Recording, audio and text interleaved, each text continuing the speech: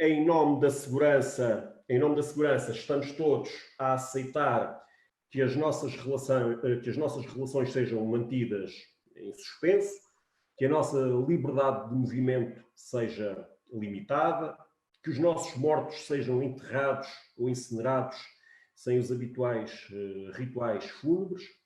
No fundo, suspendemos a liberdade para proteger a própria liberdade. Tudo isto tem sido feito com base num conhecimento científico que, no mínimo, temos que classificar como mal consolidado. Se não, vejamos a polémica à volta do uso das máscaras, que passaram de inúteis a recomendadas e que ainda as veremos como obrigatórias. Para proteger a vida, estamos a suspender a liberdade. Todavia, não o devemos fazer sem nos questionarmos. E é isso que nos propomos fazer aqui hoje, como forma de celebrar o 25 de Abril. A Associação Artística Vimaranense reúne neste debate o professor André Freire, professor catedrático de Ciência Política no Instituto Superior de Ciências do Trabalho e da Empresa, o conhecido ISCTE. André Freire é uma presença habitual na comunicação social.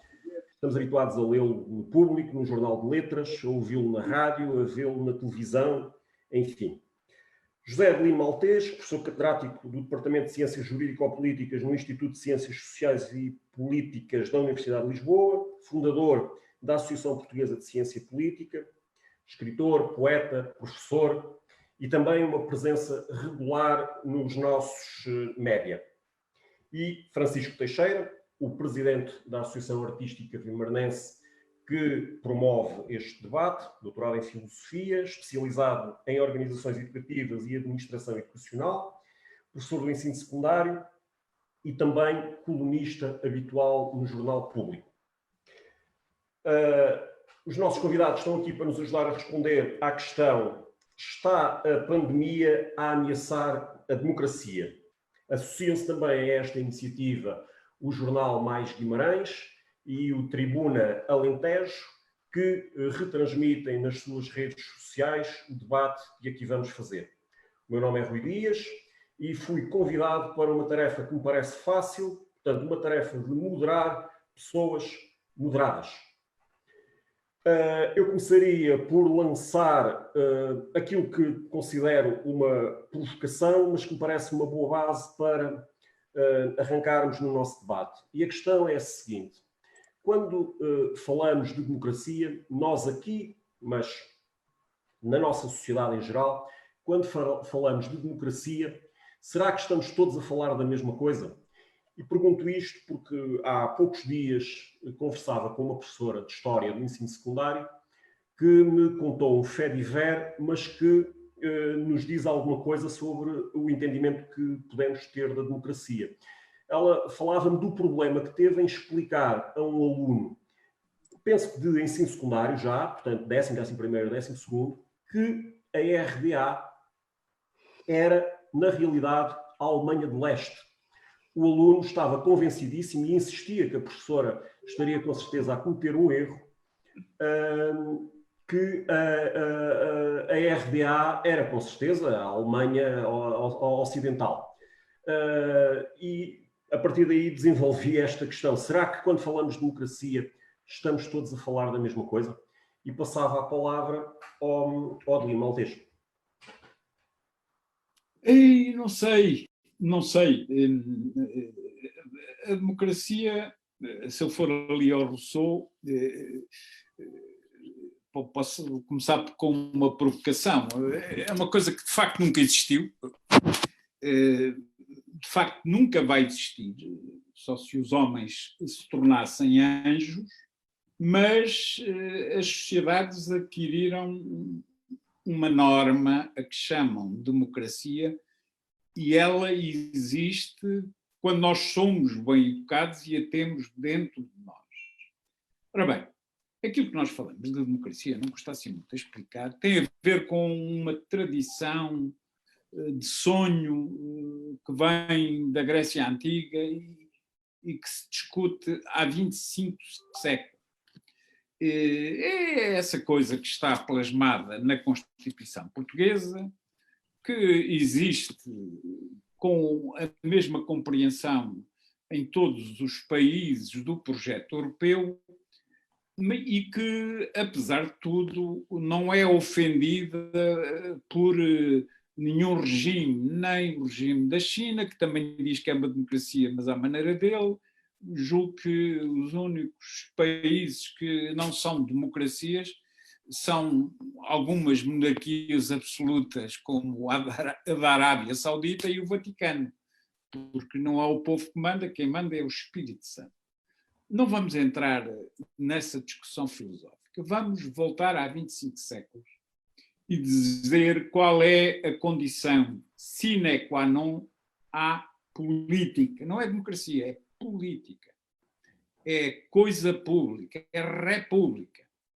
Diziam os grandes pensadores, quer o Platão, quer o Aristóteles, digo eu ainda hoje, copiando a Hannah Arendt, só há democracia quando nós saímos da casa, quando nós saímos do doméstico e podemos ter praça pública. Ora bem, neste momento, cada um de nós está fechado na sua casa, no seu individualismo, no seu egoísmo. De vez em quando falamos na net uns para os outros, de vez em quando, como ainda há pouco dizia o André, damos umas aulas, conversamos com os alunos, mantemos a nossa função. De vez em quando entramos num colóquio como este, com amigos e conhecidos, mas isto não é praça pública. Isto é uma pequena fuga através de uma linha àquilo a que estamos condenados, que é a um isolamento dentro das nossas casas, dentro dos nossos pequenos fios e das nossas pequenas redes, mas o que temos, na verdade, é uma suspensão da própria política. Não sabemos o que é que vai acontecer a partir do momento em que se vai ultrapassar este isolamento. É como se todos estivéssemos em prisão domiciliária, continuamos cidadãos, mas não podemos exercer a política, e percebemos duas ou três coisas. Eu vou começar por isso. O português comum, julgo eu que o sinto, está mais preocupado com o emprego, com o vencimento, com aquilo que vai ser o futuro dos filhos, ou no meu caso até dos netos, com coisas que se destinam à sobrevivência. Vou conseguir comer, vou conseguir ter saúde, vou conseguir manter os privilégios que tinha conquistado na ordem anterior. E o português comum percebe que o problema nosso, por exemplo, e começa já com o debate, é um problema de uma democracia que nós escolhemos. Amanhã vai-se comemorar o ponto de partida para este regime, e este regime, desculpem não começar com os escravos, este regime, a principal consequência dele foi, desculpem dizê-lo, a integração europeia. A integração europeia é que foi a grande alteração estrutural do Portugal político. E a integração europeia depende das notícias que eu ontem tive do Conselho Europeu, do fundo que vai ser criado, de como é que vai ser gerida, sobretudo, a dívida pública portuguesa. Os portugueses podem não saber nada em termos de política internacional, mas sabem uma coisa evidente. Portugal escolheu uma via onde temos que gerir dependências no âmbito dessa cooperativa de soberania chamada União Europeia. Os nossos próximos meses e anos vão estar totalmente dependentes daquilo que for a decisão da União Europeia. E aqui, Portugal tem o papel de dinamizar uma boa gestão de dependências. Este é o ponto estrutural. Portugal não vive com aquilo que tem. Portugal não é uma autarcia. Portugal está totalmente dependente da balança da Europa e das decisões do projeto europeu. Qualquer português percebe isso. Não compreende o que é que foi decidido no Conselho Europeu, não sabe ainda como é que vai ser, mas sabe que o seu dia-a-dia vai estar totalmente condicionado por essas decisões. Estamos na balança da Europa. Ponto 1. Segundo ponto, estamos mais dependentes de uma outra coisa que é a chamada globalização.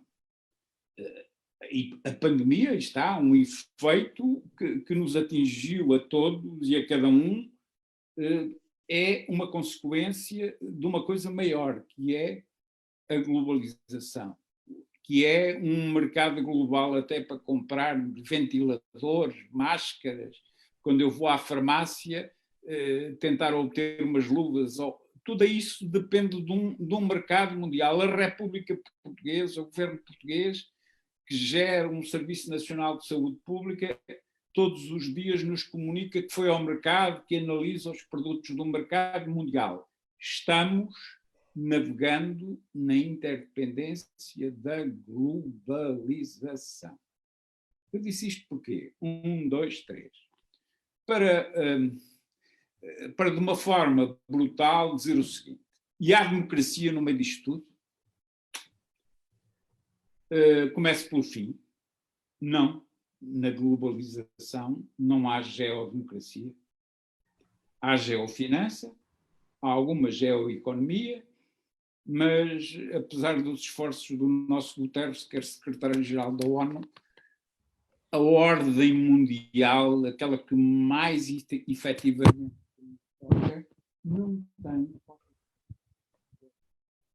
não tem qualquer espécie de princípios equivalentes àqueles que nós, no plano interno, assumimos como democracia. A ordem internacional é uma desordem. É uma anarquia marcada por um neofeudalismo. É uma anarquia que já nem sequer depende de superpotências. Está e estará ainda mais em balbúrdia. Fator fundamental de risco. Descendo para a ordem europeia, a ordem europeia é uma cooperativa de soberanias. A ordem europeia, apesar de tudo, é uma democracia de muitas democracias, com muitas complicações. Não há uma autoridade supraestadual evidente. O Parlamento Europeu pode ser eleito pelos cidadãos, mas não tem força neste equilíbrio, e tudo isto depende do chamado princípio da cooperação política, do acordo entre grandes, da federação dos pequenos, do jogo negocial. Estamos e estaremos em negociação permanente. Mas daí eu confio, eu pelo menos tenho fé nisso, e acho que vamos aguentar com fraquezas, mas apesar de tudo com princípios democráticos. Terceira coisa, Portugal.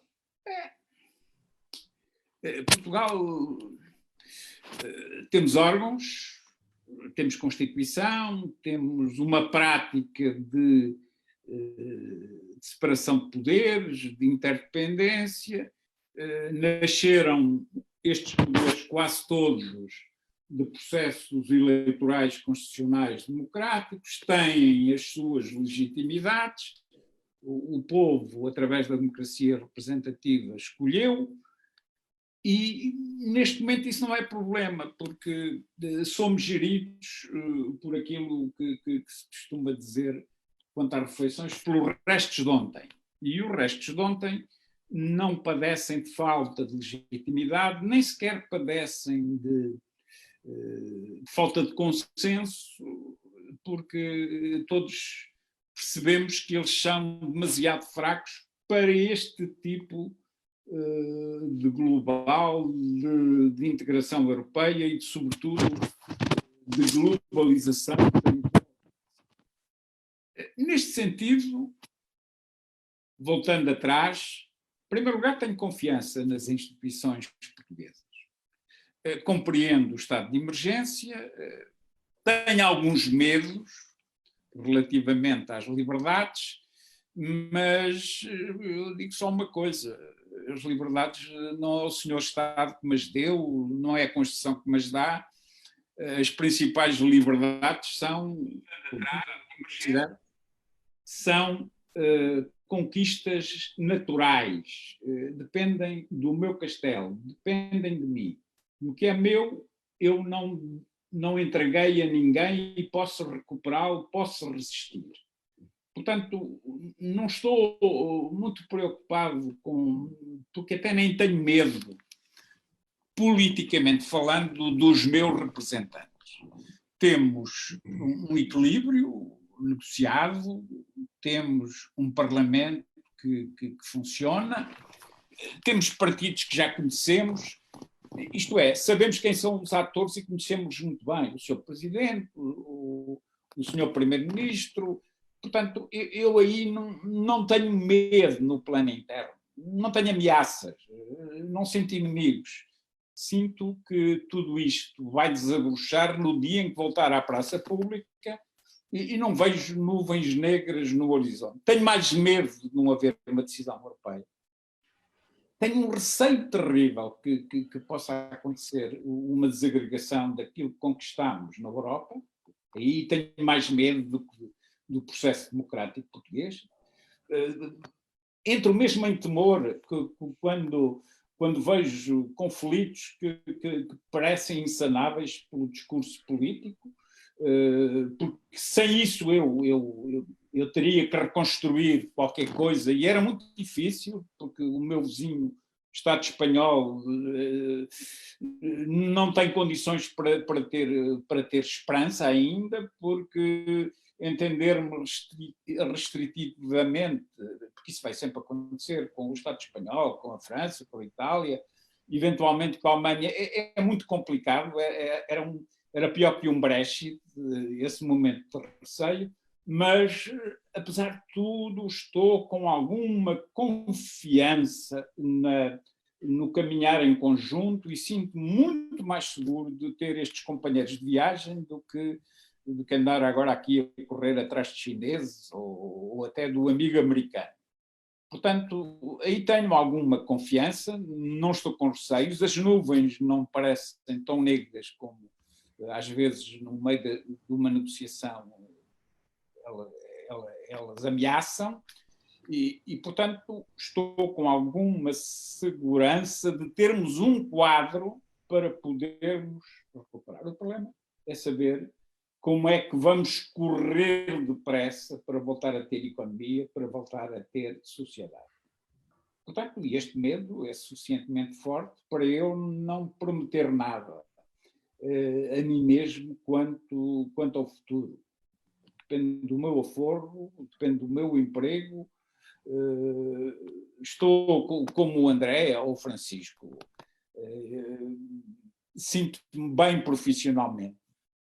Pode haver muita crise, mas já chegamos à conclusão que é preciso professores, aulas, alunos. E nunca trabalhei tanto na minha vida, em produções online, em textos, em conversas, em telefonemas. Nunca trabalhei tanto na minha vida, nunca me senti tão útil profissionalmente como hoje. Acho que todos temos esse reconhecimento, as escolas, os professores, os alunos, são uma comunidade que seja qual for a forma que revistam, são necessários, tal como os médicos, os juízes, os polícias. Quer dizer, há aqui elementos estruturais da sociedade que nunca se sentiram tão úteis e portanto, causaram algum arrependimento a alguns discursos que até há pouco tempo punham em causa a nossa profissão, como ainda agora alguns falam, por acaso somos todos funcionários públicos, nos funcionários públicos, etc. Isso não interessa. Perceberam naturalmente que há funções permanentes e que essas vão continuar a ser exercidas.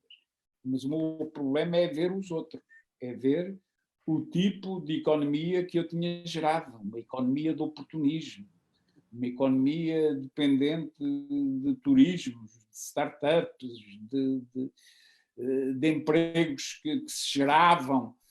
Será que vou voltar a ter dinamismo? Eu até sou capaz de dizer que talvez sim, vão cair muitos e vão nascer outros tantos. O que é preciso é que isto volte a correr, o que é preciso é que voltemos a viver na praça pública. Pronto, eu já disse demais. André, quer pegar na palavra para nos falar, eu vou relembrar porque já passou um bocado, estamos aqui a falar sobre a questão de quando falamos de democracia, estarmos ou não a falar da mesma coisa.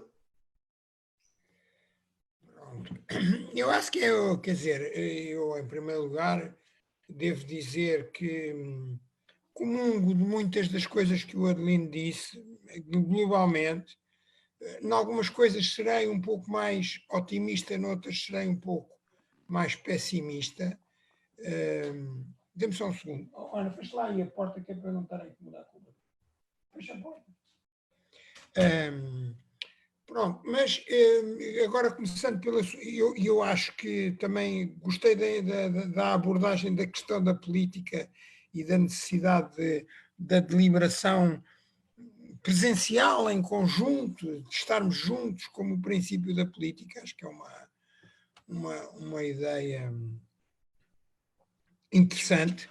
Eu espero que possamos voltar, quer dizer, não vamos voltar com a mesma intensidade e na mesma plenitude, mas provavelmente vamos voltar lentamente a partir de maio. De qualquer maneira, também acho que a sua pergunta é muito pertinente. Eu, por acaso, quando as minhas aulas, quando abordo o tópico da democracia, começo exatamente por isso. É que a democracia é um conceito estrutural e estruturalmente polissémico, quer dizer, portanto, tem diferentes significados. Basta ver que as democracias que nós sempre consideramos ditaduras, uma delas é a chinesa, mas todas as da esfera soviética do tempo da Guerra Fria chamavam-se democracias populares, é uma concepção diferente da democracia. E, portanto, e também hoje em dia temos as democracias, por vezes, chamadas iliberais, as democracias defeituosas, enfim. Quer dizer, no nosso universo, e o nosso universo hoje em dia é a Europa, de facto, e eu acho que nós aprendemos a lição e estamos num caminho que eu acho firme, quer dizer, destas coisas. Pode haver refluxos, não sei se não vai haver refluxos. A questão da economia é uma questão fundamental aí, mas a verdade é que este é o berço, junto com os americanos, com os norte-americanos, historicamente. Eu continuo a achar que a história, embora hoje só se faça história do futuro, mas eu acho que a história é uma coisa muito importante e nós temos que aprender com a história, com os erros e com o que correu bem. E este contexto é o contexto do nascimento das democracias, que eu vou introduzir dois qualificativos fundamentais, que é democracias liberais e representativas. Representativas porque elas distinguem-se do modelo ateniense, do modelo das cidades-estado gregas, da Grécia clássica, ou do modelo que não era necessariamente democrático, mas pelo menos representativo e liberal das repúblicas venezianas, das unidades da Confederação Helvética, etc. Mas isso são unidades de pequena dimensão, e nas unidades de grande dimensão e grande complexidade, como são aquelas que vivemos hoje e que vivemos desde a mudança para a era liberal com a Revolução Francesa e a Revolução Americana, são sociedades de grande complexidade e de grande dimensão, e o governo é um governo representativo, ou seja, não é exercido diretamente pelo povo, pelo soberano, é delegado nos representantes. Essa é a componente representativa. E depois há a componente liberal da democracia, ou seja, a componente liberal da democracia. A democracia, quando surgiu, não surgiu como democracia, a democracia moderna. A democracia representativa surgiu como sistema representativo liberal, governo representativo. E é um contraponto ao autoritarismo e ao absolutismo monárquico, que era um regime de concentração. E, portanto, a componente liberal na democracia é a componente de limitação do poder do governo, do executivo, do governo do dia.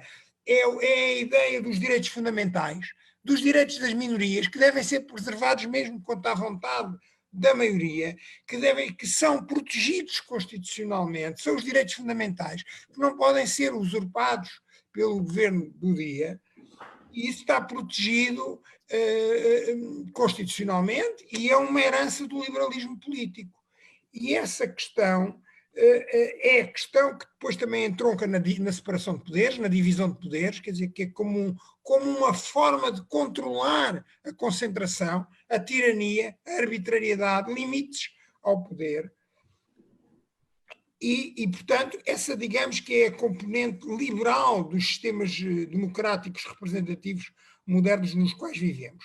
A componente democrática propriamente dita, passa a redundância, das democracias, é a incorporação da cidadania no processo político, através das eleições e da deliberação que lhe está associada, e não só das eleições, há outras formas de expressão da cidadania e há outras formas de auscultar a cidadania. Mas as eleições são um elemento central neste domínio. Ora bom, o que nós estamos a viver, os riscos que nós estamos a viver em termos democráticos, e eu agora, como parênteses, também compartilho do que o Idelino disse, que a democracia é um ideal, pelo menos a democracia plena, um ideal para o qual que serve como nosso norte, porque na prática vivemos sempre com muitas limitações de vária ordem. Eu acho que o risco que está agora aqui colocado, pelo menos no curto prazo, no médio prazo veremos, é o risco de, pelo menos na nossa área geocultural, é o risco de recuo desta questão da democracia liberal, exatamente. A componente liberal é a que, por ora, está mais em risco, com a necessidade, por um lado, de limitação das liberdades. E nós vemos esta coisa da georreferenciação, das tecnologias, para saber onde é que as pessoas estão, quem é que está doente, e depois discriminação, essa pessoa é supostamente mais exposta a riscos, os velhos seriam mais expostos a riscos, mas depois descobrimos que mais importante do que os velhos é ser doente, e, portanto, mas de qualquer maneira isso dá aso e tem sido utilizado por vários governos como uma forma de controle, de limitação das liberdades, por um lado, lá está, a componente liberal, e de limitação das liberdades e até de intrusividade. E depois é a questão do reforço do poder executivo, como uma forma de limitação dessa divisão de poderes no que ela significa de limitação do poder executivo. E nós assistimos a isso, o estado de emergência é isso, embora eu também compartilhe, acho que a nossa democracia tem estado bastante madura, as pessoas, quer dizer, os órgãos estão a funcionar, há um limite para o estado de emergência, há um escrutínio parlamentar, há uma autocontenção que tem a ver com a emergência, mas que não significou o congelamento do sentido crítico, é apenas uma atitude construtiva. Não sabemos a médio prazo, e sobretudo se agravar os problemas europeus e a crise económica, como será no futuro. Isso acho que é uma questão em aberto. De qualquer maneira, acho que no nosso caso está a funcionar bem. Mas nós estamos a ver noutros países, alguns com uma tradição muito débil e que já estavam em trânsito nessa ideia, pelo menos, da democracia liberal. Ou seja, nós temos a incorporação da cidadania, temos eleições, por vezes elegem pessoas com tendências autoritárias. O Bolsonaro está-se agora a revelar em todo o seu esplendor, mas quando um tipo se apresenta, mas isso era claro quando ele se apresentou às eleições, um tipo que vem dizer que não houve ditadura militar, ou que aquilo foi apenas uma forma de gerir, digamos assim, os desmandos dos comunistas e dos esquerdistas. Quer dizer, é um tipo, quer dizer, que nega o passado autoritário e está disponível para inflexões nesse sentido, não é? Isso é preocupante. E aí estamos a ver embora não necessariamente no caso do Brasil, porque apesar de tudo é um sistema muito fragmentado, com muitos pontos de veto, mas que essa questão tem sido proposta, que é a ideia de reforço do poder executivo, do poder dos militares, do poder das instituições da ordem, digamos assim. Estamos a assistir também a isso na Hungria. E, além disso, assistimos a uma narrativa, que eu acho que isso é preocupante, que é a narrativa legitimadora de que numa ditadura isto pode ser melhor gerido. E, aliás, é apresentado o exemplo da China, onde é mentira, porque ao princípio eles começaram por escamotear o problema. Mas depois, quer dizer, como não há entraves à limitação das liberdades dos cidadãos, porque aquilo é uma ditadura, quer dizer, depois podem usar a georreferenciação, meter as pessoas na prisão, confiná-las em casa coercivamente. O problema para nós, que eu acho mais grave aqui, é que isso pode entrar como narrativa legitimadora de inflexões autoritárias. E acho que isso, há esse risco, está a acontecer. Portanto, acho que a situação que está criada, e há sinais nesse sentido, não aqui em Portugal, mas vemos alguns governos onde o governo do dia já tinha inclinações mais proto-autoritárias, ou pelo menos de forte inclinação para a democracia liberal, que nós vemos já essas derivas em curso mais acentuadas. Agora, voltando ao nosso caso e ligando à questão europeia, para tomar também a questão do que o Adelino levantou, eu acho que de facto nós estamos muito ligados para o bem e para o mal, porque também há muitos benefícios que nós tiramos da Europa, desde logo é este caldo de cultura. Nós hoje dizemos que a Europa tolera a Hungria e tal, mas há aqui um caldo de cultura democrático, de participação em termos de sistemas de conhecimento, de valores partilhados, que são um grande benefício para nós, que somos um país com uma tradição democrática muito curta, talvez liberal mais longa, mas liberal democrática muito curta. E, portanto, acho que isso é um grande benefício. Agora, nós vemos sinais preocupantes que podem levar a uma implosão. O que se passou com o Brexit, quer dizer, não é estar aqui, mas há razões de desconfiança e que alimentam estas tendências centrífugas, porque por vemos a tal falta de solidariedade, falta de soluções europeias, e o nosso problema, nós temos um problema gravíssimo, temos a dívida muito alta, se agora nos vamos endividar mais, será um problema gravíssimo. Portanto, a forma como as soluções europeias que serão encontradas para isto, mais do que agora na questão e a forma como vamos gerir aqui isso, porque vem uma crise muito, muito profunda, uma crise económica muito profunda, e isso vai ser bastante problemático para um país que fez um grande esforço, está numa trajetória positiva, mas tem um problema muito grave de dívida, de situação económico-financeira, além de que há determinados setores que estavam a alicerçar a nossa recuperação como campeões da recuperação, como seja o turismo, que agora não vão retomar para o ano. Não vão retomar já este ano, certeza absoluta. Aliás, o Dr. António Costa disse, façam um turismo cá dentro, aos outros não digo nada, agora no Algarve estão a dizer, mas a gente geriu isto tão bem, venham para cá e tal. É verdade, mas é que isto vai ser lento. E isso era a joia, era uma das joias da coroa. A malta até se queixava, tinha turistas a mais, e era verdade em alguns sítios.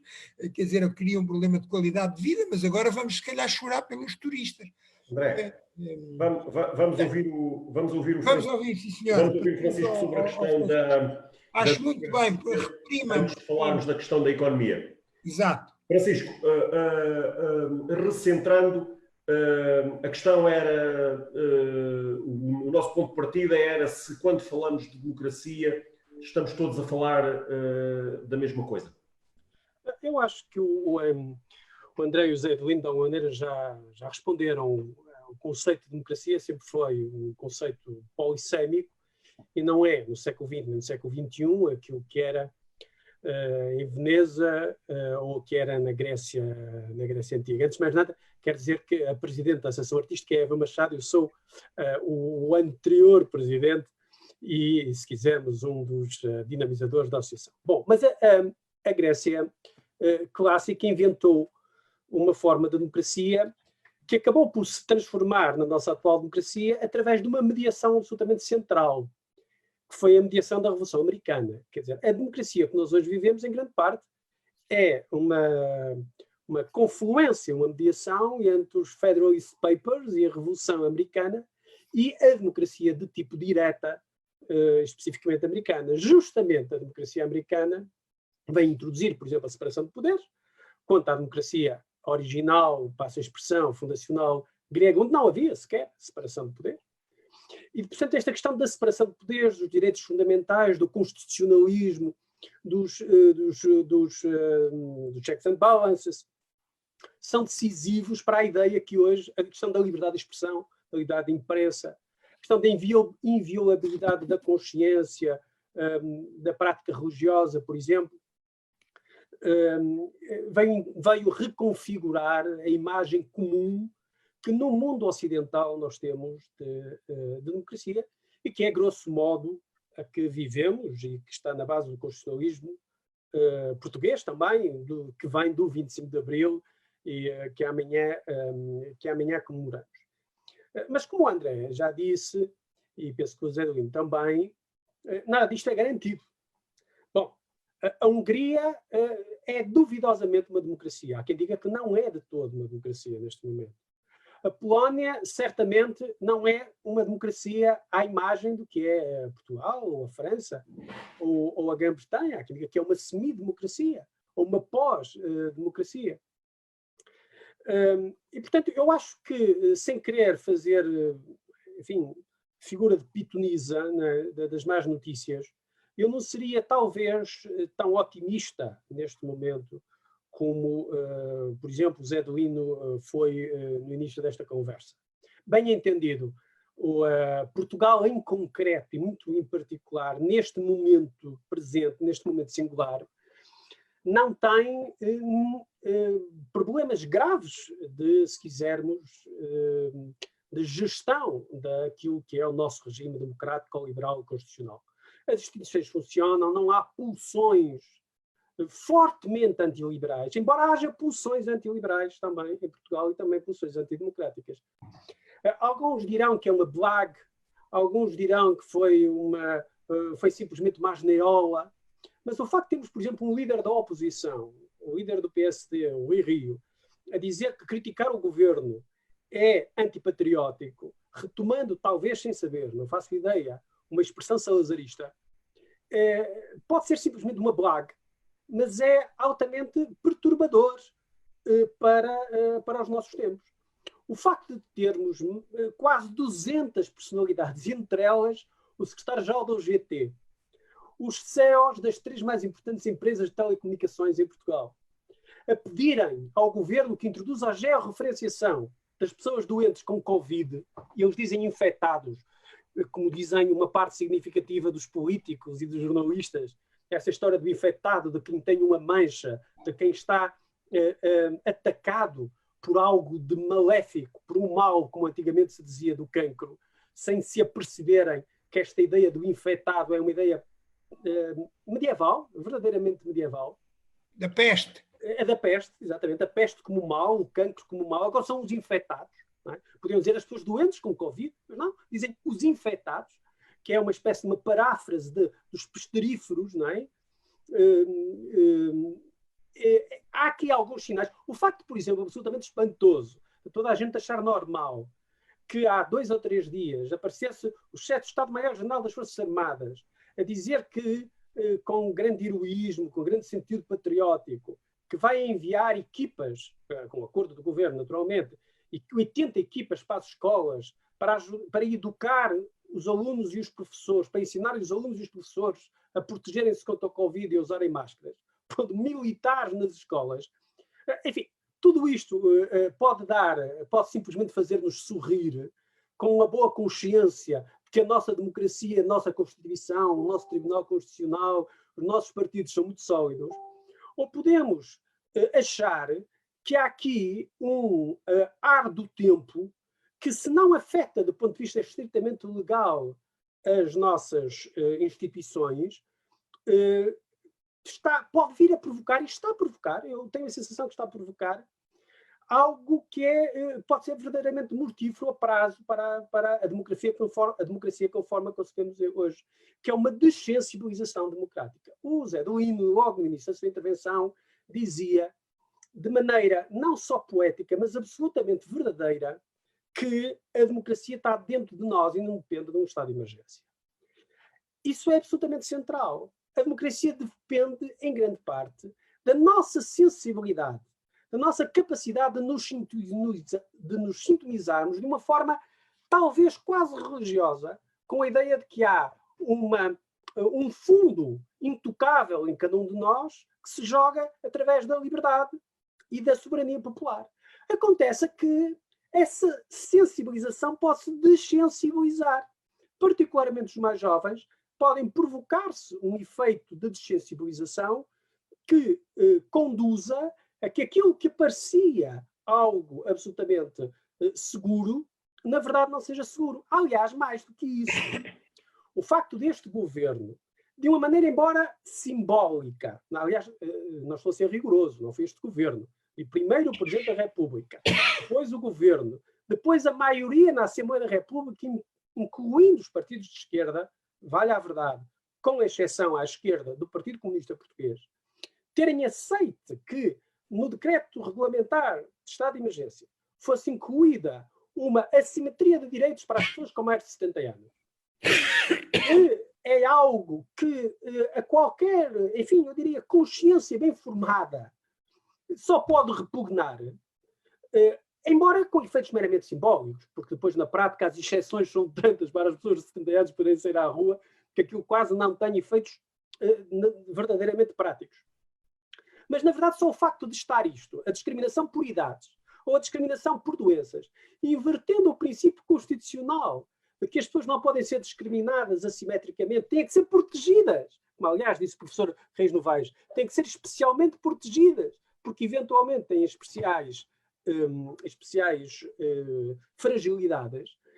E ninguém ter dito nada, à exceção de um ou outro constitucionalista mais apegado à letra e ao espírito da Constituição, tudo isto são sinais que, enfim, algumas pessoas acaba por marcá-las, mas para um número muito significativo de pessoas se pode transformar, como se diz, num novo normal. Mas eu queria ir um bocadinho mais fundo de uma maneira muito sintética. Não sou eu, aliás, alguns já os disseram, mas existe um número muito significativo de pensadores, de filósofos, de grande craveira e gabarito global, como tem sido o caso paradigmático o Agamben, que dizem que justamente o que se está a assistir neste momento é a transformação de uma nova normalidade transformada em estado de emergência. Ou seja, o estado de emergência transformou-se numa nova normalidade. Primeiro foi o estado de emergência por causa do terrorismo, o estado de emergência primeiro por causa da guerra, depois do terrorismo, depois o estado de emergência biopolítico, que, na verdade, se pode vir a repetir, porque a probabilidade de haver novas pandemias no médio prazo, no curto e médio prazo, é muito elevada, e, portanto, corremos o risco de se transformar o estado de emergência, ou seja, a suspensão de certos direitos fundamentais, em algo absolutamente habitual, conduzindo justamente a uma dessensibilização. Indo mais longe e terminando esta primeira parte, é especialmente chocante, de facto, que se tivesse tornado normal, que se tivesse tornado aceitável por um corpo muito significativo das pessoas, por exemplo, a possibilidade de se enterrarem as pessoas que morreram, primeiro de se deixar as pessoas morrer sozinhas e se enterrarem as pessoas sem os seus entes queridos, nesta dissociação entre a vida e o espírito. O Agamben chama isto, como pelo menos os presentes sabem, esta maximização da vida nua. Quer dizer, parece que para as sociedades ocidentais, a vida nua, ou seja, a vida puramente biológica, puramente corporal, é a única coisa que conta. E, portanto, nós já não... Tudo que põe em causa a nossa vida, no sentido mais biológico, mais material do termo, já não pode ser posto em causa. Inclusive, aquilo que é a proximidade com os nossos mais queridos, com os nossos filhos, com os nossos avós, com os nossos cônjuges, com os nossos amigos, em nome da nossa vida, contém-nos e refreia-nos, e agora as pessoas morrem sozinhas.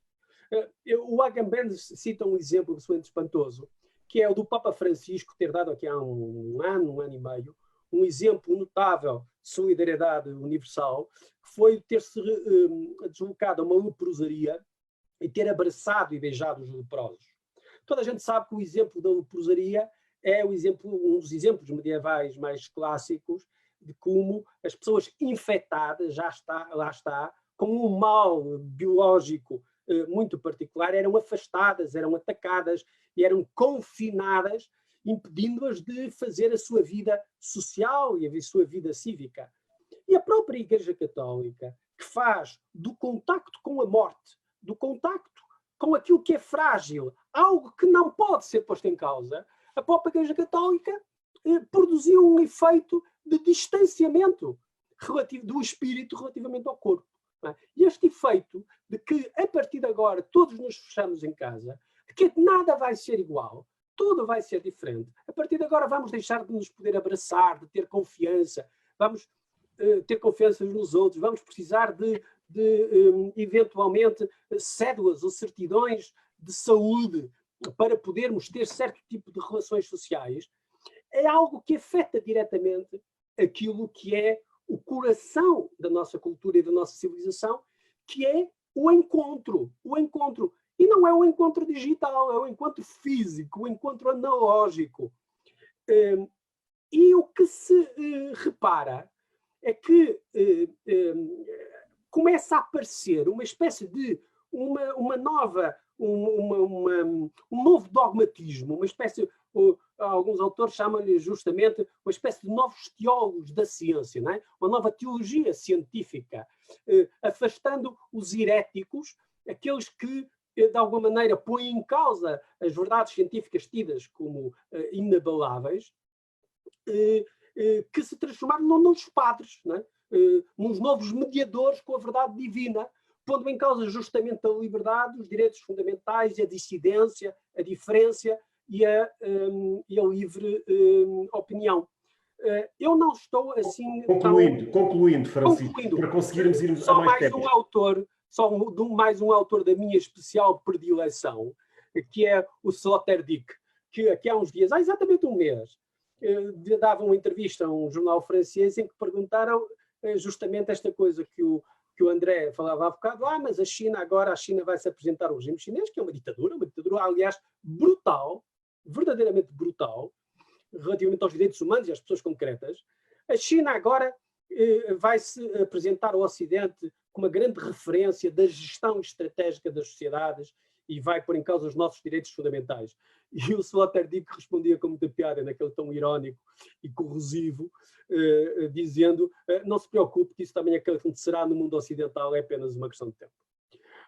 O Sloterdijk pode-se estar completamente a inventar e ser de um pessimismo absoluto, mas é impossível não ver que há um stress, que há uma pressão sobre a democracia, neste sentido de democracia liberal, demoliberalismo, que claramente está, neste momento, em cima dos nossos ombros, já para não falar das questões económicas e das questões sociais. Porque, evidentemente, quando tudo isto cair definitivamente sobre as nossas cabeças do ponto de vista económico e social, quem sofrerá ainda mais serão as pessoas mais frágeis do ponto de vista económico. Para já, ficamos por aqui. Eu diria, então, que nesta primeira ronda encontramos um otimista no Adelino Maltês, um pessimista no Francisco Teixeira e um ponto de encontro entre o André Freire e o Adelino Maltês relativamente ao facto de Portugal só se poder imaginar na Europa, porque qualquer outra coisa seria tão monstruosa que preferimos nem imaginá-la. A minha questão é a seguinte. Várias pessoas se têm referido, e o próprio Adelino Maltês referiu-se agora aqui a isso, que a resposta que a União Europeia vier a dar a esta pandemia e às consequências económicas que daqui advêm, é crucial para a sobrevivência do projeto europeu. Porém,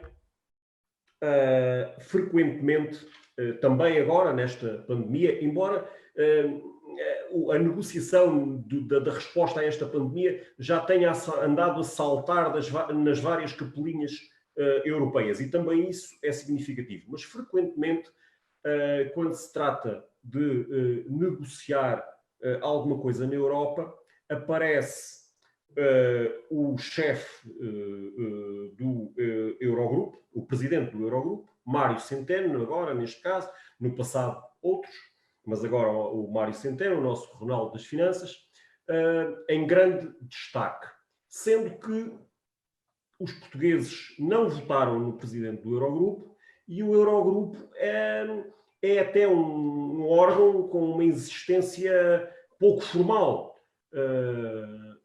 Isto não é de modo às pessoas questionarem a própria democracia, quando as decisões fulcrais para o nosso destino estão a ser tomadas no seio de um organismo que não tem existência democrática e lideradas por alguém em quem nós não votamos.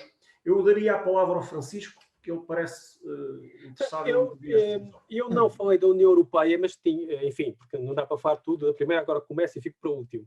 Eu apelava, peço desculpa, eu apelava nesta próxima intervenção ao vosso poder de síntese, porque ocorre-me, olhando aqui para o tempo, que não vamos conseguir falar de muitas coisas se continuarmos a ter intervenções muito longas. Ok.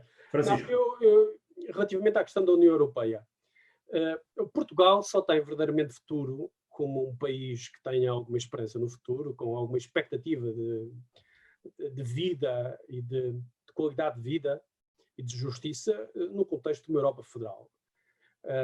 Eu sou um federalista não por religião, mas por convicção de que ou Portugal e a União Europeia se unificam no sentido de se transformarem justamente numa alternativa aos grandes polos mundiais, aos outros grandes polos mundiais do ponto de vista geoestratégico, à China, que é uma ditadura, à Rússia, que é certamente uma ditadura, ou na melhor das melhores hipóteses, uma pós-democracia, e aos Estados Unidos, que vivem um momento de grande instabilidade que não sabemos onde vai ter, que só a Europa, unindo-se, será possível verdadeiramente, unindo-se do ponto de vista federal.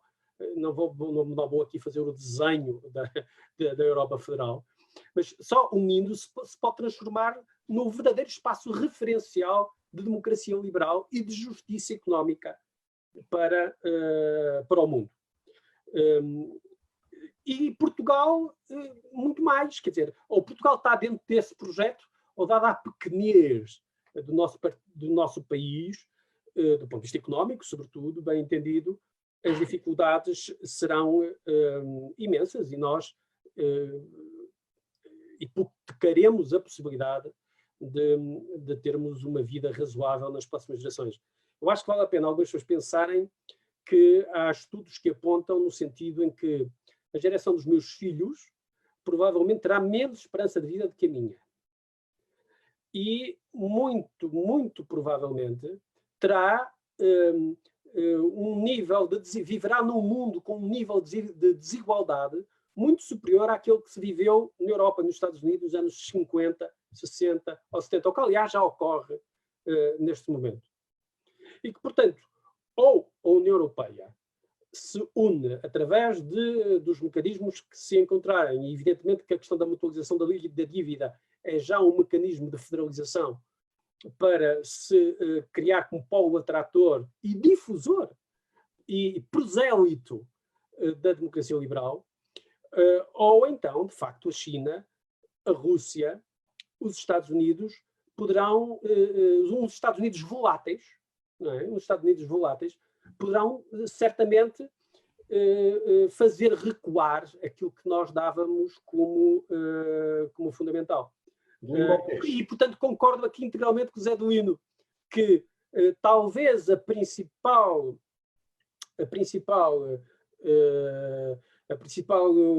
decisão, a principal substância política do 25 de abril de 1964 tenha sido a nossa integração europeia, e aí honra seja feita a Mário Soares, que sempre disse que o nosso destino era a União Europeia, e foi ele, em grande parte, que nos ajudou a construir este caminho que agora está numa encruzilhada terrível.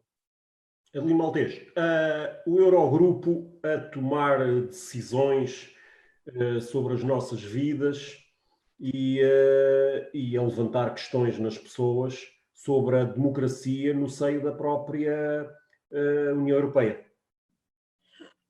Ora bem, deixem-me dizer aqui uma coisa. Apetece-me responder, para entrar em diálogo com o André e com o Francisco, mas como voltamos à Europa e não a discutimos, há muitas Europas, há muitas concepções da Europa, mas há sobretudo um estado de espírito de cidadania e de amor. Eu estou a dizer isto e já agora vou invocar o meu papel de mais velho. Sou avô, não sei se algum de vocês o é ainda, mas portanto já tenho um estatuto de avô, e as duas minhas primeiras netinhas, que vivem e são educadas em Madrid, na escola espanhola, têm um pai francês e uma mãe portuguesa. Têm cidadania francesa e portuguesa. Quando me falam da Europa, eu sou pelas minhas netas, sou europeu, portanto, mas com amor, não sei distinguir isto, já não sei, através das minhas netas, que são das primeiras cidadãs europeias, com pluralidade de pertenças. Para mim a Europa são elas. São a Aitana e a Keila, e são todos os dias em conversa, que eu tenho que aturar o castelhano, e reparem que eu até nem sou como o André ali um bocado pro Catalunha, mas tenho que aturar madrileno. Gostamos muito de Espanha a mesma. Adoro, amo a Espanha, amo, e eu sinto a Europa a discutir com o francês o problema, e portanto faz parte da minha família e da minha vivência. Em primeiro lugar, isto é cidadania. Deixe-me só fazer uma provocação que faz sentido na introdução que fez ao que vai dizer. Essa experiência que nos está a contar não é uma experiência de elites, não há milhões de europeus Não, porque nós integramos na União Europeia, não foi por causa do Mário Soares nem do Sá Carneiro, já agora eram os dois europeístas, e o Freitas do Amaral. Não, e os três claramente adeptos do projeto europeu, vamos ser justos. Nós integramos na Europa, não foi por causa das elites, foi por causa dos tipos de Guimarães, dos tipos da Beira, que eram imigrantes, já lá estavam mais que 1 milhão a sustentar-nos. Esses é que foram os pioneiros da integração europeia. Às vezes esquecemos disso. Foi uma opção ao contrário, veio do povo para as elites e depois foi compreendida por causa disso. É que os primeiros a ser integrados no projeto europeu não foram os alunos Erasmus, como no caso das minhas netas. Foram os imigrantes, foi o povo profundo. Ponto. Mas eu não vou entrar muito nisso, porque a partir daí depois discuto o Eurogrupo, discuto o Euro, mas há aqui uma ligação existencial que nem com a destruição da União Europeia alguma vez acabaria entre Portugal, Espanha, França, Alemanha. Este eixo é completamente, arrasador em termos de psicologia. Claro que eu sou federalista, mas claro que também sei que quando entrou em vigor, portanto, depois dos tratados de Roma, nomeadamente o mercado comum, em França apareceu o Charles de Gaulle, 58, no momento da entrada em vigor.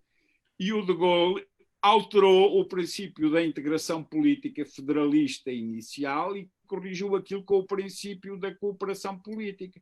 Fez aquilo que disse o Duverger, como se faz sempre a Europa. O sim pelo não. E, portanto, esta técnica do sim pelo não, da negociação permanente, é natural no espaço europeu. E, portanto, continuamos na mesma fase. Vamos dizer sim e vamos protestar e vamos pôr o Costa a dizer mal dos holandeses, etc, etc. E ficamos todos contentes, e aquilo foi um ato negocial, não foi um ato definitivo. Faz parte da Europa também esta tensão.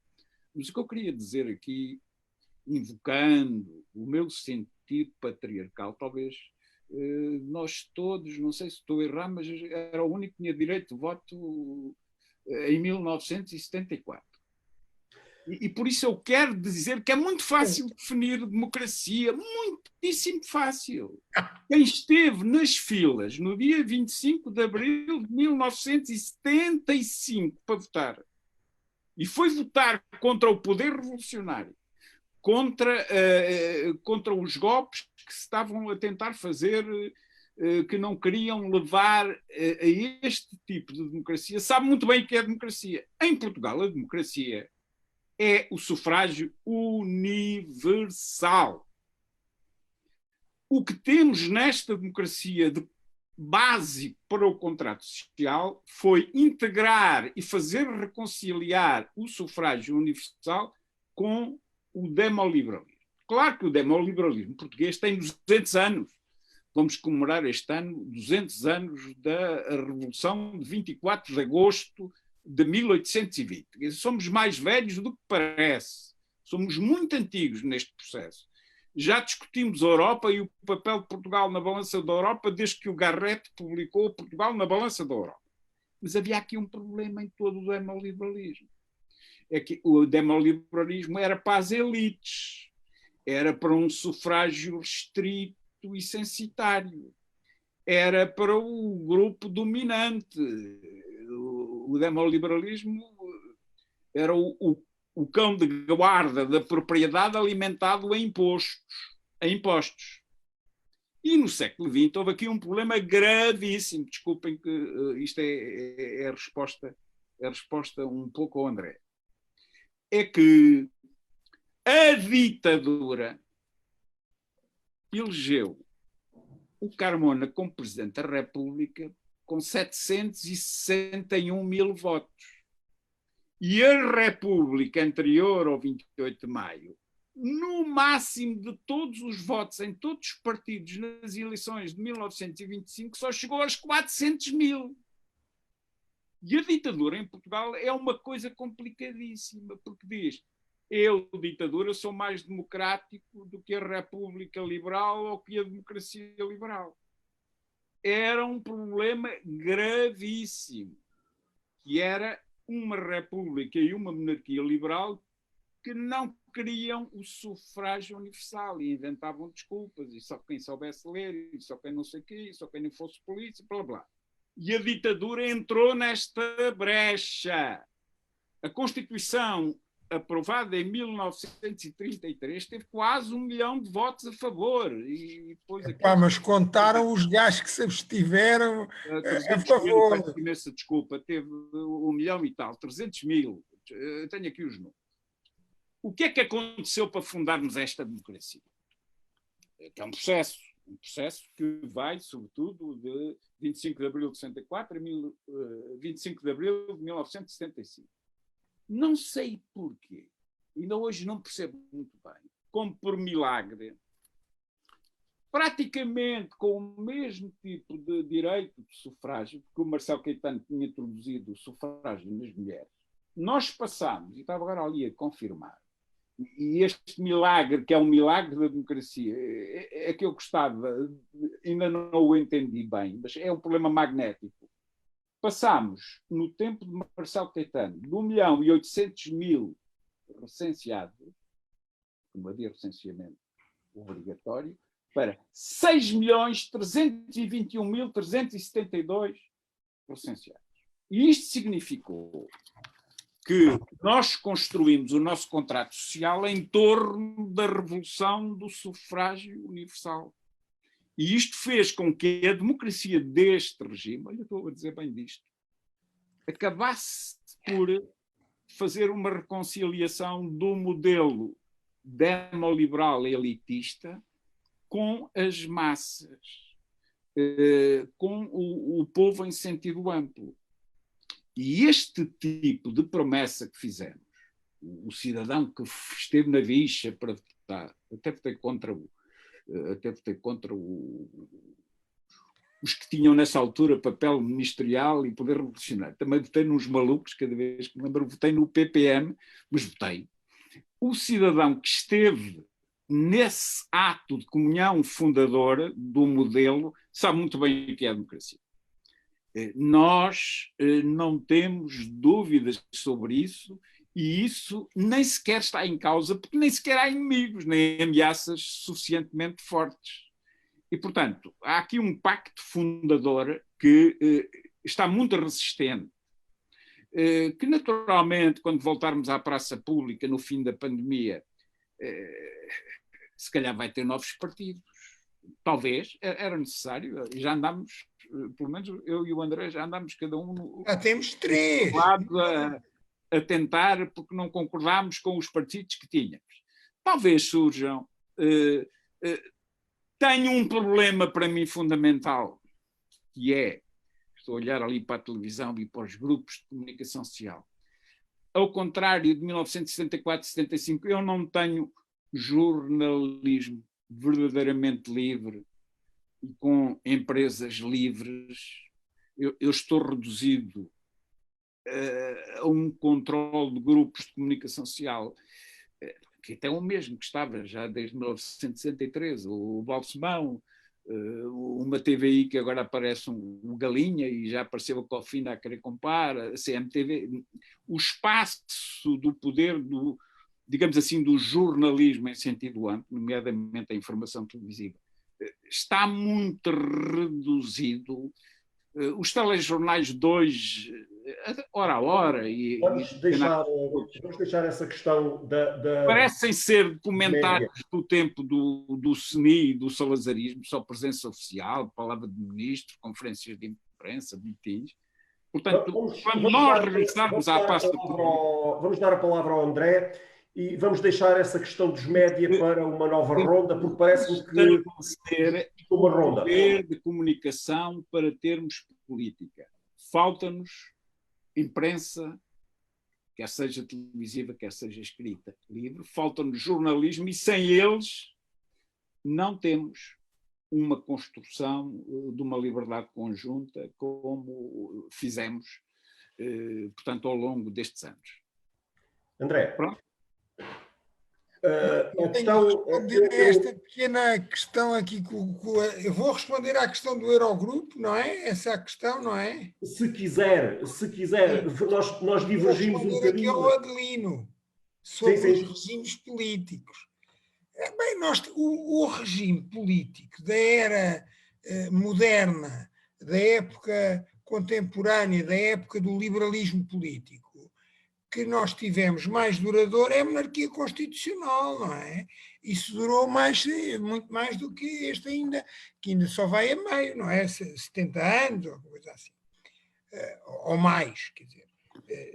Portanto... Quando as ditaduras, estamos quase lá. Não, mas agora vamos lá ver, só para arrumar este ponto, esses regimes, quer a Primeira República, quer a monarquia constitucional, eram regimes liberais. O que é um regime liberal? Direitos, pois a latitude dos direitos fundamentais é variável, separação de poderes, pluralismo político e liberdades públicas e informativas. E isso existia uma multitude de partidos, pois havia repressão, também havia na República e havia na monarquia, mas havia pluralismo, havia liberdades públicas, eram regimes liberais, não eram democráticos. Aliás, a monarquia constitucional conseguiu ser mais liberal, mais democrática que a Primeira República. No final do século XIX tinha um regime de sufrágio universal mais amplo. Agora, o sufrágio universal só por si não faz uma democracia liberal e representativa. Por isso é que, apesar do Stalin, ou, se calhar os plebiscitos, quer dizer, do nacionalsocialismo, ou as eleições da União Soviética, quer dizer, até podiam ter a cidadania toda lá dentro, mas não havia pluralismo, não havia liberdades, era uma coisa, quer dizer, controlada, fechada, quer dizer, sem liberdades, de cima para baixo. Portanto, o sufrágio universal foi um conjunto, e é isso que a ditadura liquidou, foi o liberalismo político. mais do que... E depois pegou nessa coisa do sufrágio para baralhar, embora eles não acreditassem muito no indivíduo. Pegou nisso, porque de facto esse era um flanco frágil da Primeira República, pronto. Mas é a maior ruptura nestes 200 anos, quer dizer, em Portugal é a ditadura, porque os outros são liberais, e este atual que temos também é liberal. Os outros não eram democráticos, mais ou menos. Tinham latitudes democráticas muito variáveis. Pronto, isto é só para responder neste ponto histórico, que eu gosto muito de história. Gosto de tipo, diz. Estamos de acordo. Pronto, é isso, quer dizer, não há... Agora, eu sou a Europa e agora eu também compartilho desta questão, quer dizer, eu sinto-me europeu, quer dizer, acho que está aqui uma comunidade de valores, de princípios, de experiências, de cultura, quer dizer, eu não me consigo pensar fora da Europa. Pronto, isso talvez seja um problema estrutural, porque também, agora entre parênteses, lembro-me bem quando foi aquela crise, a crise da grande recessão e depois a crise das dívidas. Numa altura estava lá em Berlim com uns amigos, quer dizer, por acaso na Fundação Rosa Luxemburgo, quer dizer, e a malta era aquela coisa e os gregos disseram assim, pá, não, a gente tem que pensar no plano B. Se esta porcaria toda correr mal, a gente tem que pensar no plano B, que é fora do euro. E a gente aqui também tem que pensar um plano B, pode ser, não será sair da Europa, mas pode ser... Isto é o caso extremo, porque eu sinto-me completamente europeu e não me vejo, aliás, isso até pode ser um certo mal desta construção europeia, é que a gente vai aceitando coisas com muita fraca ambição, porque o sair ainda seria pior, o colapso seria muito pior, e essa é uma espécie de boia de salvação do que temos. Agora, eu respondendo ao que o Rui levantou, e eu acho que tem muito sentido, o Eurogrupo e aquilo é uma coisa, quer dizer, não democrática, feita fora dos tratados. É uma coisa, quer dizer, que não presta contas ao Parlamento Europeu. Aquilo portanto, é uma coisa liberal, e portanto é não liberal porque não presta contas, não faz parte dos tratados. É não liberal manhoso. Aquilo é uma coisa. Fizeram uma construção constitucional europeia e lá está, eu não sou eurofóbico, mas sou crítico. Acho que a gente tem que ser críticos. Portanto, eu tenho algum ceticismo, mas não sou eurofóbico. A Europa, acho que é o nosso destino, o nosso futuro, e temos que batalhar por a reformar a partir de dentro. Mas aquilo é uma coisa manhosa. Fizeram uns tratados e uma construção constitucional ou paraconstitucional que não se consegue mudar. E então, quando chegou um aperto, mudaram, fizeram uma coisa ao lado. Assim, uma coisa, um arremendo. Quer dizer, e aquilo é uma coisa manhosa, não presta cor. Aliás, há um livro de uma pessoa muito conhecida, quer dizer, e outros, o do Thomas Piketty e de outros, de vários, sobretudo franceses, pessoas ligadas ao direito público, que se chama Tratado para a Democratização da Europa. Aquilo é, no fundo, o Tratado para a Democratização da Zona Euro, que é ela própria, a começar pelo Eurogrupo, uma coisa, quer dizer, à margem. A gente pode gostar muito, está lá agora o Mário Centeno, quer dizer, e antes não gostávamos, porque estava lá o Dijsselbloem, mas é ali um problema estrutural. E, aliás, esse livro propõe uma assembleia para a zona euro, que haja ali representantes, que haja votos, e que haja... Porque aquilo, de facto, é uma coisa... E há um problema na Europa de excesso de burocracia e de autoridades não eleitas. Quer dizer, no fundo, o reduto, a Europa é uma coisa, aliás, eu acho que é generosa e promissora, eu continuo a acreditar nela como, neste contexto de globalização, é um instrumento que pode ser, ter o potencial de instrumento democrático de regulação da globalização. E, portanto, isso é uma grande inovação política e acho que isso tem que ser explorado. Mas... o que nós temos assistido é um crescimento das burocracias europeias, de entidades não eleitas que têm imenso poder, não é só o Banco Central Europeu, são as agências de regulação, são as agências disto e daquilo, e, portanto, e depois os cidadãos elegem os seus governos, mas os governos depois têm de despachar, não é só com os outros governos, isso é a questão da interdependência, têm de despachar com autoridades burocráticas.